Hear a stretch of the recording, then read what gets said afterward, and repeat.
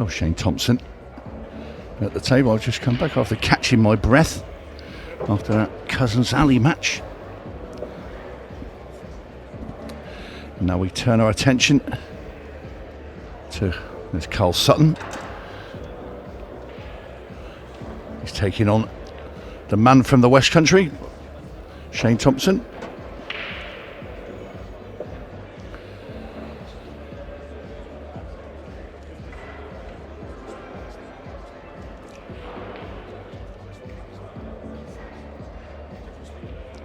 Should be very tight affair, this. Watched a bit of Karl Sutton yesterday. Looked in fine form as well. Getting to the latter stages of one of these events. It's been a bit of a... It's not been easy for him in the last sort of year or so. The same could be said of Shane Thompson as well. A couple of years ago, he's probably one of the best pool players on the planet. Just a lack of form and a bit of run here and there. Nice positive plot there though from Shane.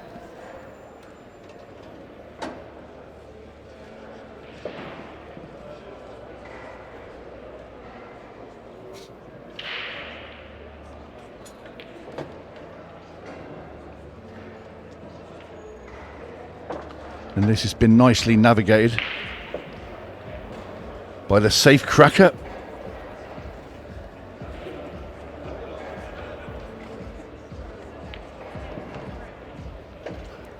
And that played to perfection. Really good shot there from Shane. Just checking now where he wants to be for the black.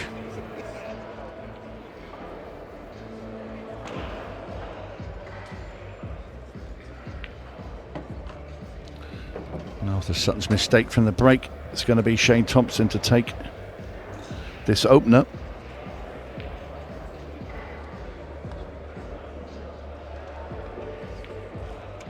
And a very, very solid first visit to the table from Shane Thompson. He takes his opening frame.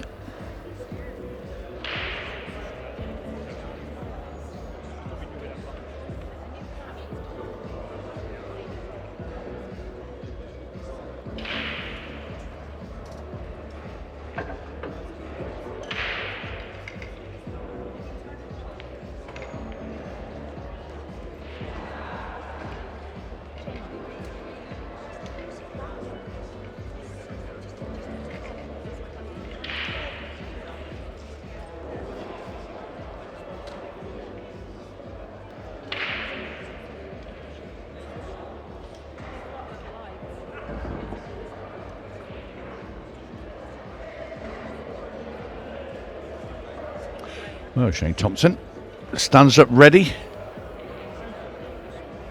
It's his break. And he'll certainly not want to have the same result as Karl Sutton had with his break. Yeah, absolutely. Sorry, a bit of chaos behind the scenes going on. Obviously, so many different tables and just making sure that the right matches are going on where they're meant to. Over on our YouTube channel, in a couple of moments' time, we're going to turn our attention to the Challenger semi-finals, and it will start with the Challenger 3 semi-finals. Gavin Simpson-Allen will take on Adam Jenkins for a spot in the final. On the other side of that draw, it will be Lewis Walker and Mark Bell. And they will be playing. They won't be playing on the YouTube table. They'll be playing on one of the other TV tables, or arena tables, I should say. So for the next few hours over on YouTube, it will be challengers all the way, which is always good to see. But we're going to focus here on the pro quarterfinals, and Karl Sutton gets himself an opportunity at the table.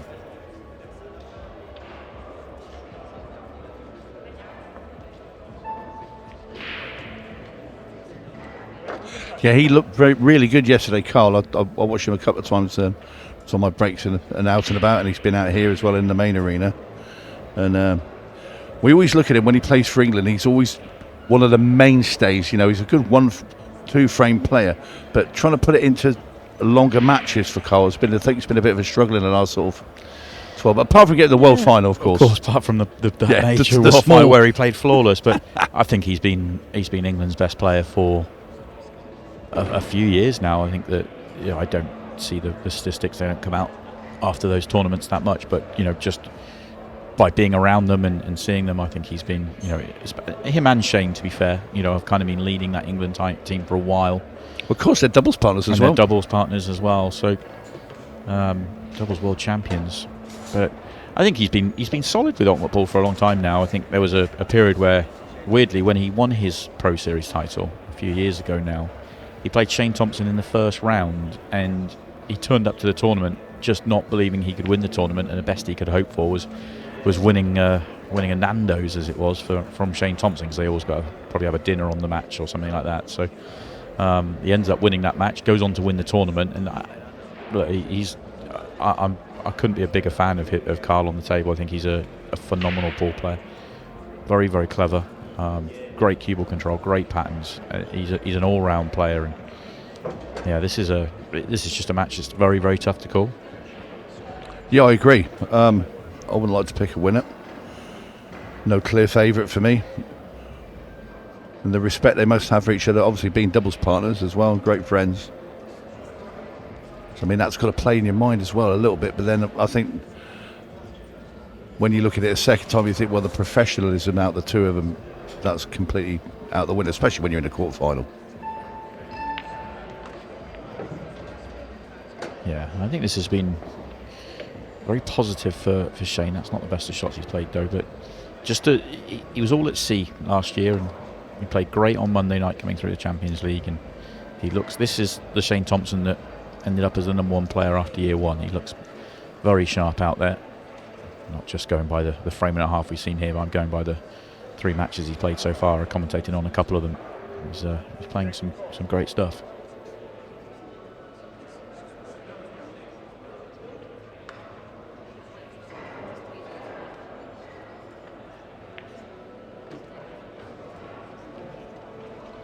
Yeah, that'll do him. He'd have liked another roll on that keyboard, but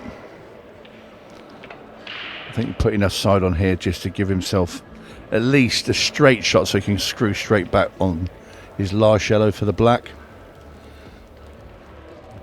And this really should be 2-0 to Shane.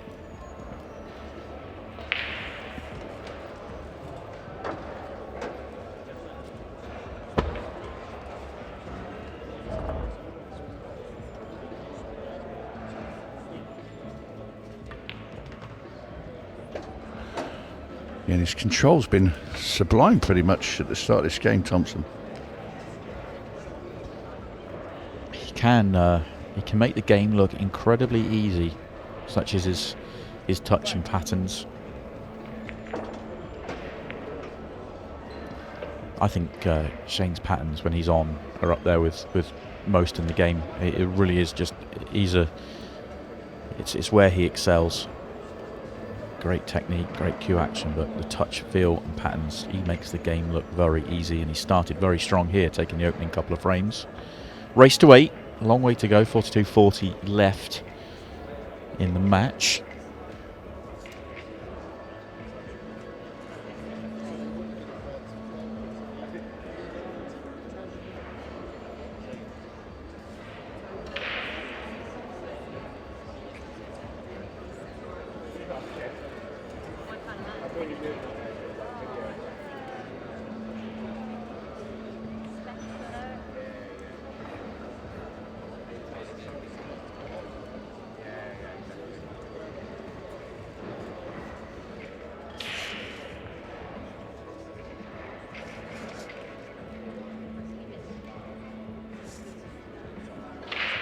Shane waiting patiently for the balls to be racked.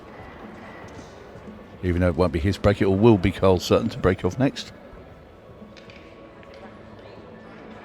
As you were commentating on that previous match, I feel like there's a little lull in the arena because I think everyone was so invested in that match, and what a performance from Ian to get the victory. It was quite incredible. Yeah, 6-3 down to come back and win that was just astonishing, really, considering the opponent he's playing against, Tom Cousins. And then to do it on just to win that 14th frame when he thought Tom was going to get over the line, to make it 7 each, and then the break and finish on the last. And he potted the black ball with just 8 seconds, I think, left on the clock. Well, what an incredible match that was. It really was. And great to see a good, really good crowd out there, really enthralled in it as well. It's been a big game changer, really. I know it is because you get a big finish out there. Now you've got a big round of applause in the arena, and the crowd appreciates. It's great. Yeah, and I think that will grow as well. I believe there was. I don't know what the final numbers, and obviously they're selling tickets on the door, but this is English pool where any organisation that's tried to do ticketed events prior to OMG and ultimately what Ultimate Pool has become, it's just not happened. And now, this is a tour event where they had sold, I think they pre-sold something like 450 tickets. It's unheard of, and it's amazing. And obviously, that will grow, and it's great to see. Yeah, you see the level it's reached with this sort of event when you see kids running around and getting autographs off. So like, Mary Talbot, I watched her sign a couple of the young players' cues, because they saw her win the British Open, and now these are now becoming familiar faces, and that's when the game changes and it moves up to a completely different level. Yeah, it really does. It's a major step forward. We banged on about it all weekend long. Hopefully you can get the sense of that at home, because it really is quite a special moment really in English pool. Anyway, while we're talking about that, Shane's gone through this finish nicely so far. He's on the tricky ball at the top. Maybe would have loved another turn of angle. He's kind of got to force it out a little bit. If it's one turn lower down the table, it makes life easier.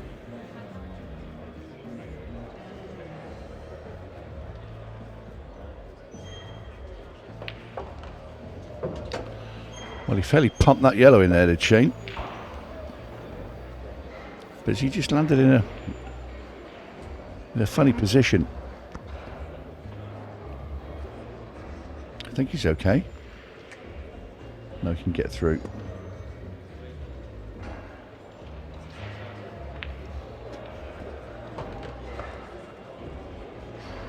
Yeah, the whole way through this, though, the back end was always going to be tricky because of the 8-ball, and he's not good here. He obviously tried to recover the situation by taking that one to the corner, but yeah, he's on the yellow to bottom left. He's actually on the yellow to bottom right, but you've got to leave a good angle to then get onto the 8-ball, and I think he's off angle both ways to do that. Certainly off angle going bottom left, or not necessarily off angle, too straight, because he needs to get back to left middle of the table, if you like, just to be able to track behind the 8-ball. I'd rather play the other yellow and screw up to the right hand side of the yellow he's taking and play it in the middle to get on the black. I'm not sure he can. I don't think he had the angle. And now he's off angle again, but there is a wide open table. Yeah, he's having to pump down onto the bottom rail now, and then all the way back up the table. In an ideal world, he'd like to land just the other side of the bolt line to the right of the black, sort of somewhere near those two reds that are over the bag. If he can land there, he'll be delighted, I'm sure. That's not even going to get there. Well, I'm sure he has a thin cut now into the corner. The good news for him is that the reds act as blocker here, so he can, fire this in and not worry too much about the cue ball. Obviously, it could get pinballed around the table, but well, it happened to Craig Waddingham yesterday when he did have some blockers and it bounced off two yellows and shot in the corner. Yeah, parted, didn't it? And it went. Well, beautiful 8-ball, really was. Yeah, cracking shot there. Not normal, beautiful pattern from Shane. Just lost his way a little bit, maybe just a touch more than the pattern, but he's still good enough to get out and make it 3-0. So what a start that is for Shane Thompson. When you were a player, Tony, if we can dig deep enough to remember, the question I'm going to ask is, obviously the winner of this match knows they were going to play the winner of Tom Cousins' match, but now they know they're playing Ian Ali, who has done the hardest thing, in terms of he's knocked out the number one player. He was the big favourite coming into today, of course. Does that change it when you're out there as a player now for Shane and Karl? It would do for me. Obviously, in all eras, we have a number one, and we have somebody that's probably more feared than any other player. And I actually asked this question to Greg Batten, who was in comms with me.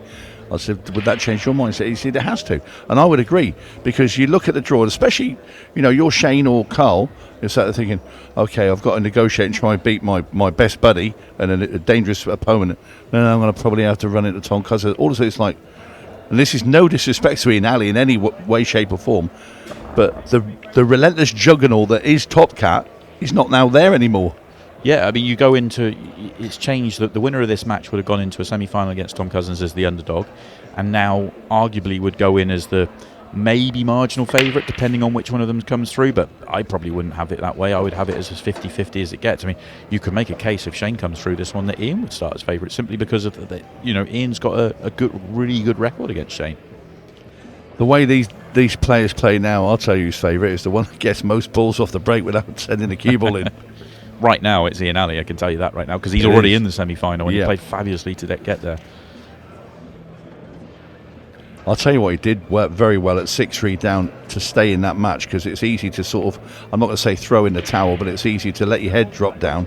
You're 6-3 downs to Cousins, and then just pull out a couple of the finishes that he did. Okay, you can criticise Tom because he should have maybe got over the line when in frame 14. He didn't. He played a loose shot, and Ali hung in that frame to just get to 7 each, and then to keep himself together on that break and finish. I mean, big minerals there, because that second to last red, he had to play length of the table at the cushion, and he could not have played that shot any sweeter. The one thing that's never in doubt with Ian Alley is his bottle. He's got it in abundance. That's what makes him such a fabulous money match player. Brilliant record, and will back himself against everybody. Well, he certainly showed it there. So hats off to Ian, and well played. And we will see him obviously again later in the semi-finals. Yeah, that will be at 5 o'clock. Ian Alley will play the winner of this match at 5 p.m. in the semi-finals. And at the moment, it's looking a lot like the man from Somerset, who is trying to get himself into now a 4-0 lead. And we haven't seen anything of poor old Karl. Yeah, just had that half a chance, and wasn't able to do much with it. And very nice here for Shane Thompson.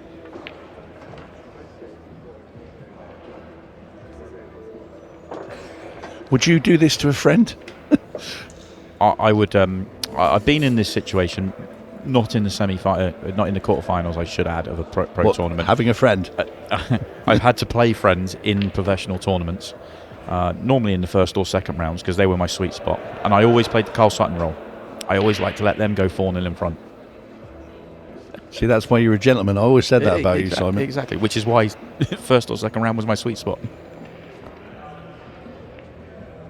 Well, another cracking finish from Shane Thompson. Lovely position and control with the keyboard to get onto that black, and delicately plonked into that middle bag. No emotion from Shane. Yeah, none whatsoever. Let's have a look at. Let's have a little debate on the bottom half of the draw. Then obviously we know where we're going on the top half. Craig Waddingham plays Aaron Davies next. Craig was fabulous last year. He was third in the rankings, and then Stevie Dempsey, the former number 2, and he won the last Pro Series title of last year, so he is the latest winner. Yeah, Craig started. I've been on a couple of Craig's games, and the ones that he started quite slowly in his matches, but when he's actually got into gear, he's finished very strong. He's after 2 or 3 frames, all of a sudden he changes gear, he's into top speed, bang, and his finishing has been sublime at the end of each match. Yeah, he's such a good player, is Craig. And Aaron Davies, though, he's been so close.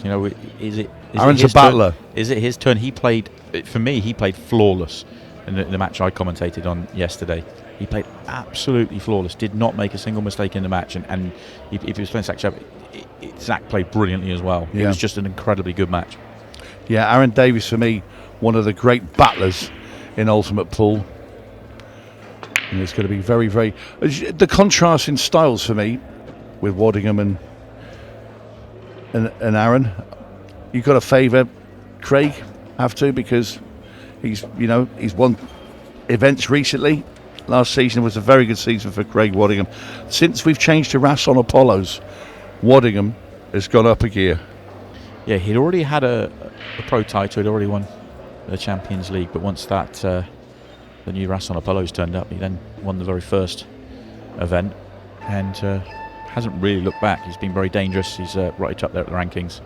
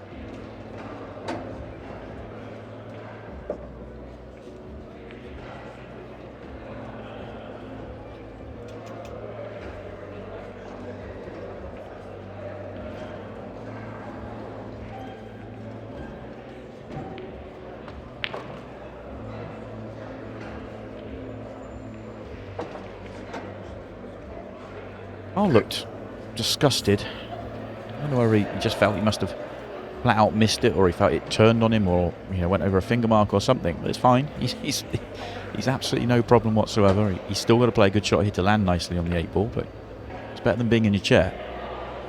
Yes, indeed. And that looks pretty good there for Karl. And a much needed frame on the board. Are you giving him the pot already? Karl doesn't miss these.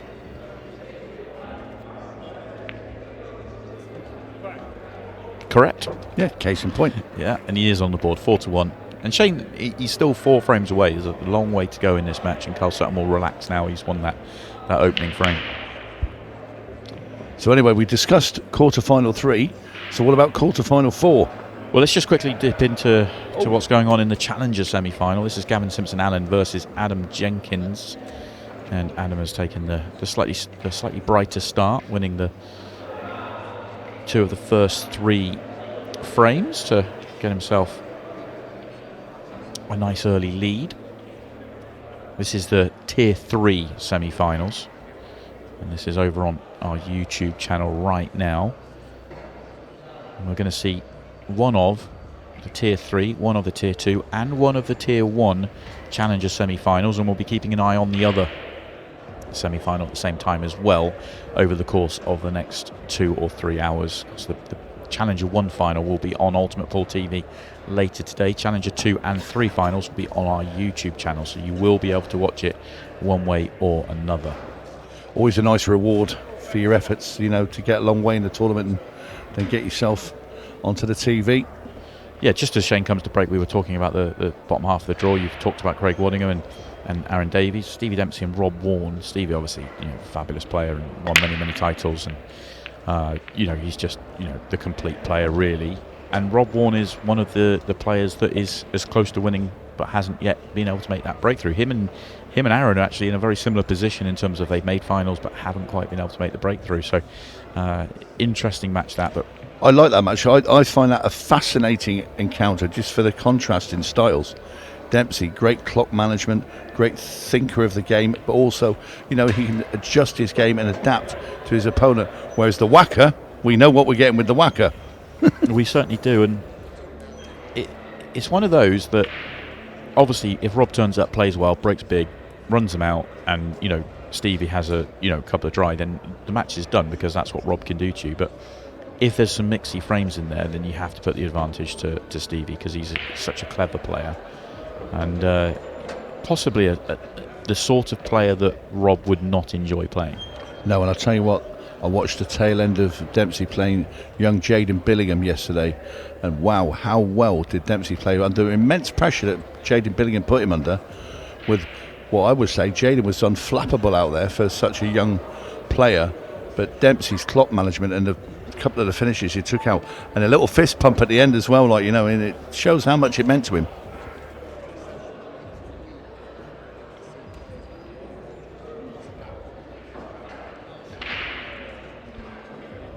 Well, we could just keep talking about anything but the match that's going on because Shane is just picking them off again. That's what he keeps doing, just picking off the balls. And he did this for a season and a half. The year 1, he just kept doing this, and it just made the game look simple on repeat.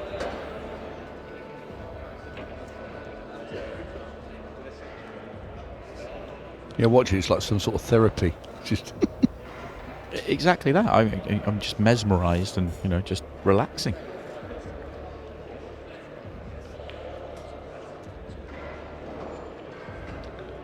Shane's just going to screw the cue ball back up here a little bit for the red in the middle, and again A1 position, and this is going to be 5-1.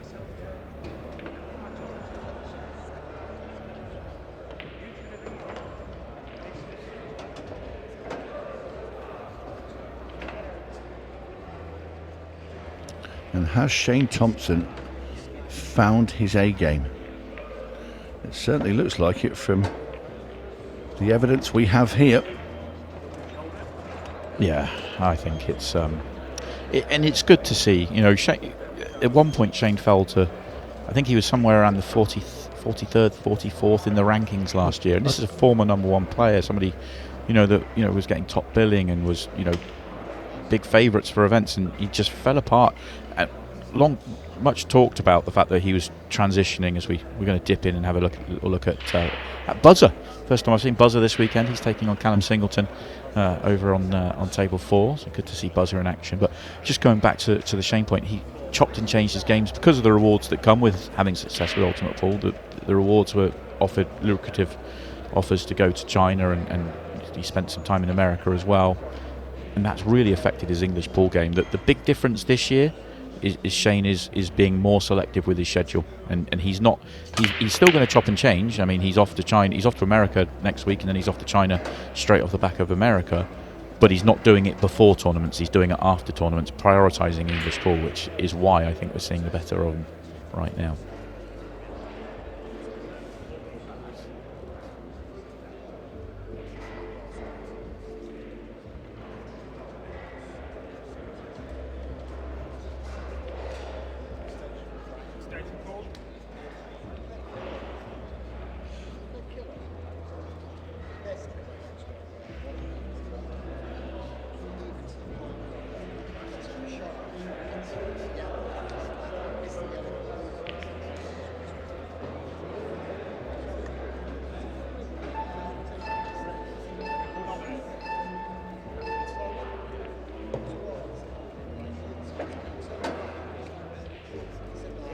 Calmly just manages the clock nicely and pulls out a beautiful shot. Well, it was an important shot he had to make that as well. And he was under the whip. Got work to do there with red and black, but he might be able to get in here. He'll be annoyed that he landed flat on the cushion there, because if he's a turn or two off, then he can just widen the angle and come down and deal with the red and the 8-ball in the same shot, whilst having other options. You know, so now he's leaving that breakout late. I just wonder if you could got the cue up in the air and just maybe pumped it. I know it's a bit more risk involved with that shot, and you if you play it wrong, you can actually bounce a cue ball off the table, which I've done on several occasions. But I just wonder if it was worth it then. Yeah, I thought he was actually, because he was just calmly going about it, I thought maybe he was getting into the red anyway naturally, but no, he was just floating it in the end. So imperative. Oh dear, immediately jumped off. I don't know if he got a kick there. That was such an immediate reaction. Cue ball through really wide as well.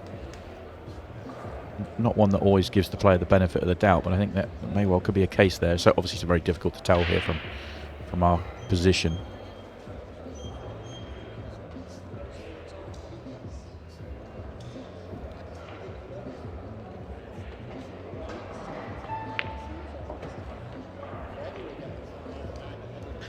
That's a sign of exactly where Shane Thompson is with his game. How confident was that? Clean as a whistle as well. Just, it was struck completely flush.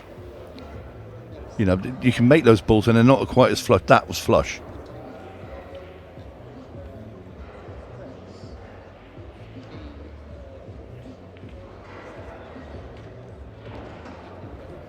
Yeah, looking very dangerous, I have to say.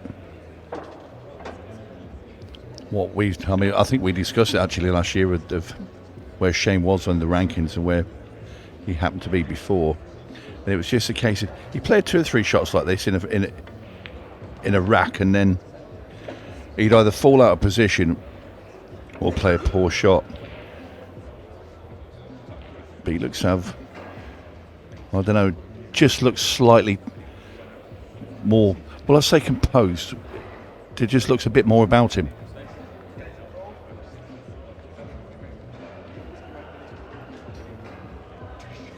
Having said that, he's just played that shot and landed himself in a little bit of an awkward position here.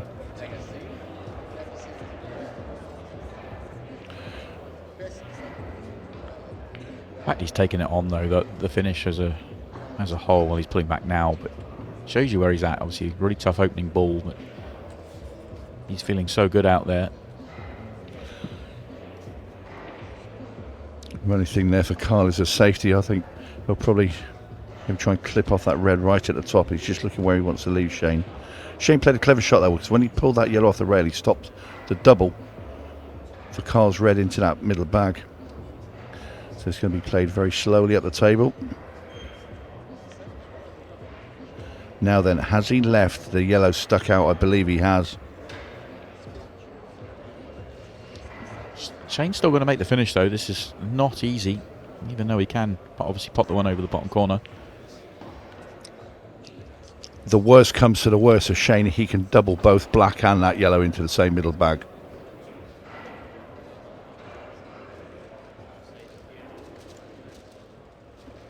In fact, I'll go as far as to say, I think I'd play for that.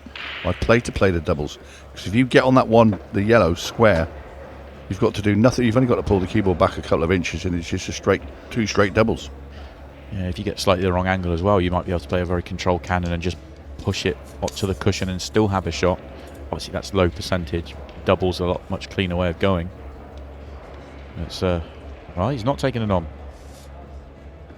Is he too high at the table to get to the double? If he went right centre, difficult to tell. He didn't get to the overhead quick enough, but maybe he was too high and he couldn't get far enough up the table to play the double, as we were discussing.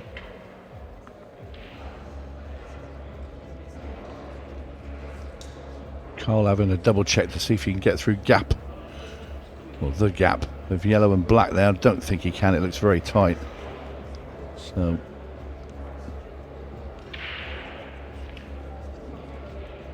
electing to play down the table to this red. What's he done with the cue ball? And disaster strikes Karl Sutton. Yeah, full on disaster from Karl Sutton. That's giving away the frame really, because ball in hand allows Shane just to get on the slightly awkward ball that he half opened up on the previous shot, and he'll knock that out the way, and then it should be okay from here. I suppose the 8 ball still needs a bit of work.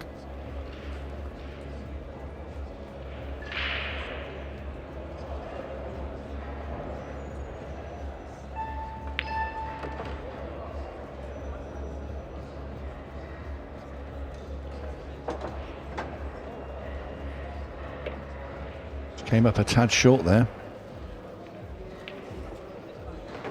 And now he's ended up playing the 2 doubles I was on about anyway. The irony. So this black for 6-1. And in it goes, and Shane Thompson continues to surge towards the finish line. Just requires 2 frames now for a place in the semi-finals and a date with Ian Alley.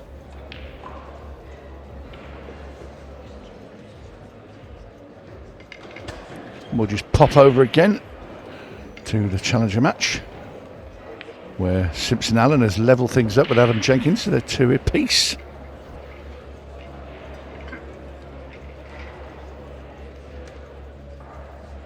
Yeah, big match really. When you turn up to these events, 128 players in your category, you don't quite know.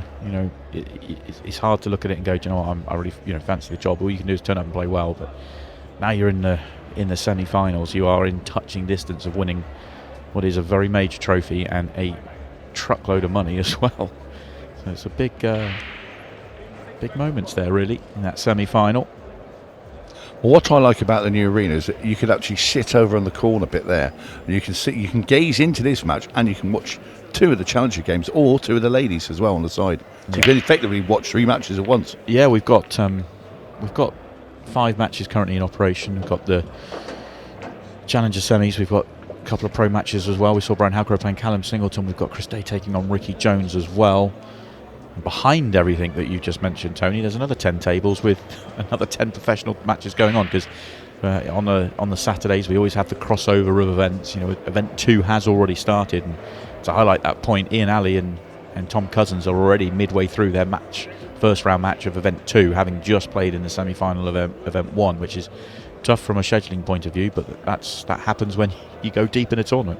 Yeah, that would scramble my brain, especially if I've just been beaten in one tournament. I like to go away and enjoy my defeat and think about it for several hours.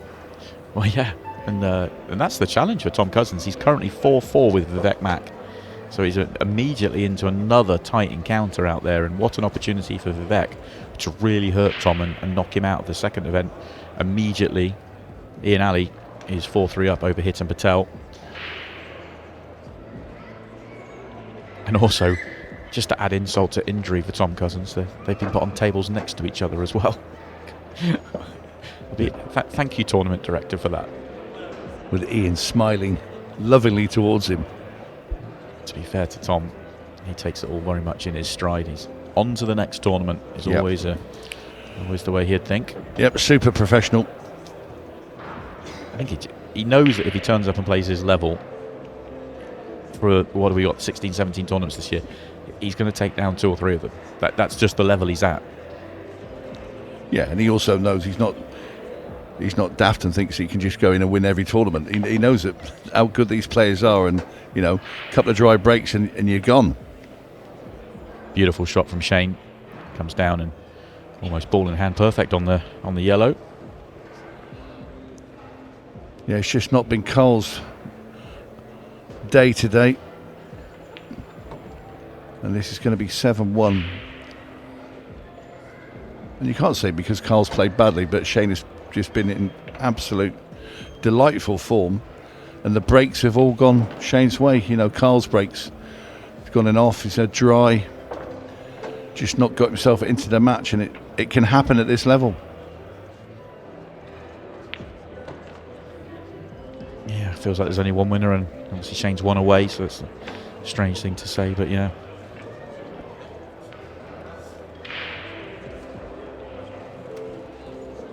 Well, Tony, you mentioned the arena and what it looks like, and there you go, you can see it in all its full glory.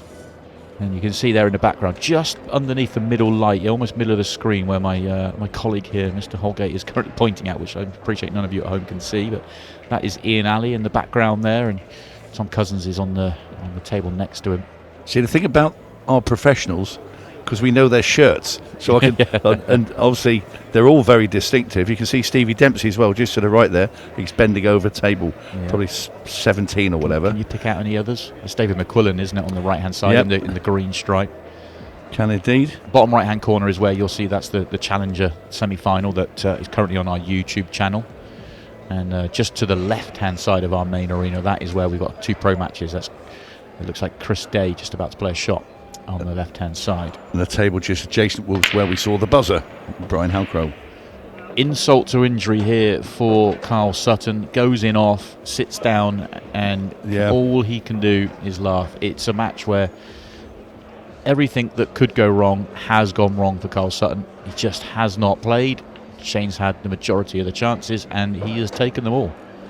And just look where the Reds finish as well after Karl's in off, and well, he can have a smile. It's not because of anything to do with Karl playing badly. It's just not been his day at all.